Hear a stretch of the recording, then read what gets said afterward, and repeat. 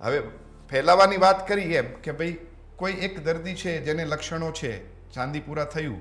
અને send fly એ દર્દીને કરડે અને એનું લોહી ચૂસે તો એ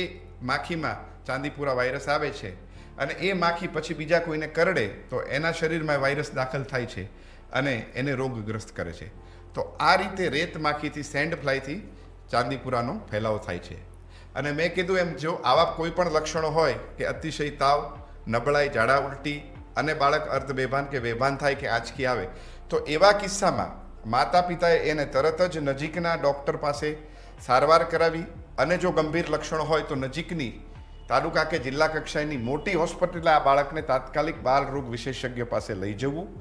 અને ભાવનગર જિલ્લામાં સરટી હોસ્પિટલ ખાતે ચાંદીપુરાનો અલગ વોર્ડ અમે બનાવ્યો છે બાળકોના વિભાગમાં,